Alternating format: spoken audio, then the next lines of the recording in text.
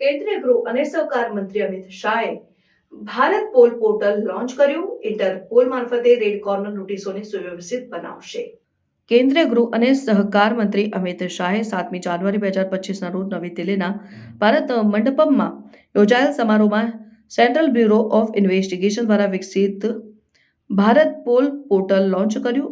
આ portal Interpol મારફતે red corner નોટિસો અને અન્ય રંગ કોડેડ નોટિસોની પ્રક્રિયાને સુવ્યવસ્થિત બનાવવાનો હેતુ ધરાવે છે, જે આંતરરાષ્ટ્રીય ગુનાઓ સાથે વ્યવહાર કરતી વખતે ભારતને કાયદો અમલમાં લાવતી એજન્સીઓની કાર્યક્ષમતા વધારશે. ભારત પોલ પોર્ટલ દેશના કાયદો અમલમાં લાવતી માળખાને આધુનિક બનાવવા તરફનું મહત્વપૂર્ણ પગલું છે. તે વિવિધ કાયદો અમલમાં લાવતી એજન્સીઓ વચ્ચે વાસ્તવિક સમયની ભારત પોલ પોર્ટલ દેશના કાયદો અમલમાં લાવતી માળખાને આધુનિક બનાવવા તરફનું મહત્વપૂર્ણ પગલું છે. તે વિવિધ કાયદો અમલમાં લાવતી એજન્સીઓ વચ્ચે વાસ્તવિક સમયની માહિતી શેરિંગને સુવિધા આપશે, જે આંતરરાષ્ટ્રીય ગુનાહિત સહકાર વિનંતીઓ માટે ઝડપી પ્રતિસાદને સક્ષમ બનાવશે. આમાં રેડ નોટિસોની જાહેરી કરવાની પ્રક્રિયા શામેલ છે, જે ગંભીર ગુનાઓ માટે વોન્ટેડ ફરાર વ્યક્તિઓને ટ્રેક કરવા અને પકડવા માટે મહત્વપૂર્ણ છે.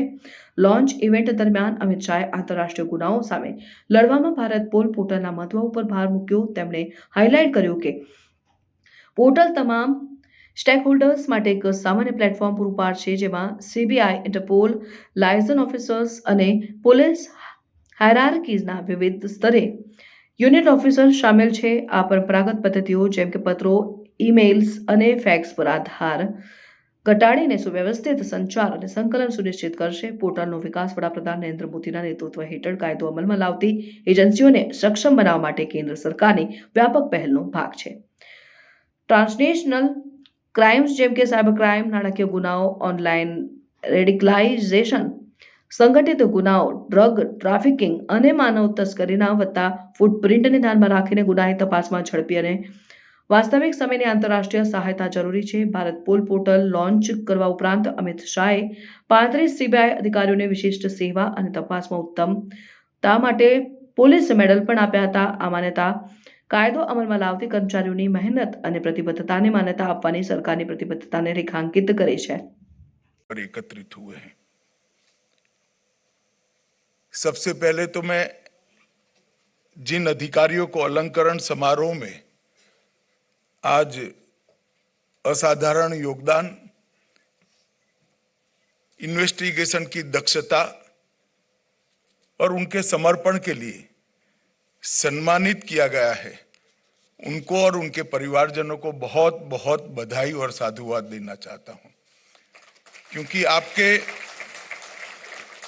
निष्ठा को जब हम इस मंच पर सम्मानित करते हैं तो न केवल आपके लिए ये सम्मान हौसला अफजाई करने वाला होता है, ढेर सारे अधिकारियों को और उनके प्रयासों के लिए प्रेरणा का स्रोत भी बनता है। और आप सभी ने एक कठिन परीक्षण से पास होकर इतनी कड़ी स्पर्धा में से ये पदक को हासिल किया है। मैं इस मौके पर आप सभी को हृदयपूर्वक बधाई देना चाहता हूं। आज यहां एक दूसरा कार्यक्रम हुआ, भारत पोल का शुभारंभ हुआ। भारत पोल हमारे देश के अंतर्राष्ट्रीय इन्वेस्टिगेशन को एक अलग युग में ले जाने वाली एक शुरुआत है। एक प्रकार से अब तक इंटरपोल के साथ काम करने के लिए एक ही एजेंसी नामित थी, सीबीआई, मगर भारत पोल की संरचना होने के साथ भारत की हर एजेंसी, हर राज्य की पुलिस अपने आप को बहुत सरलता के साथ इंटरपोल के साथ कनेक्ट कर पाएगी और सीधा गति अपने इन्वेस्टिगेशन को देने में उनको बहुत सहायता होगी। एजेंसी तो बाद में ही भी सीबीआई ही रहेगी, परंतु इस तकनीक के आधार पर खड़ी की गई व्यवस्था के माध्यम से ढेर सारी दूरियों को हम मिटा पाएंगे, ढेर सारी सूचनाओं को हम प्राप्त कर पाएंगे और सटीकता के साथ अनेक प्रकार के दुनिया के क्राइम का विश्लेषण कर कर हमारे यहाँ क्राइम होने से पहले इसको रोकने की संरचना भी खड़ी कर पाएंगे।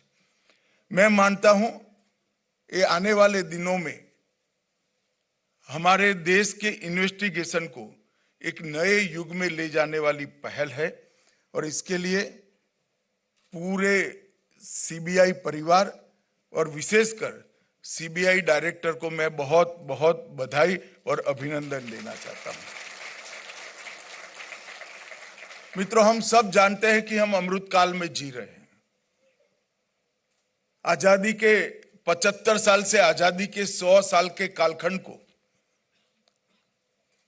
न केवल हमारे प्रधानमंत्री जी ने अमृतकाल के रूप में वर्णित किया है, अब देश की 140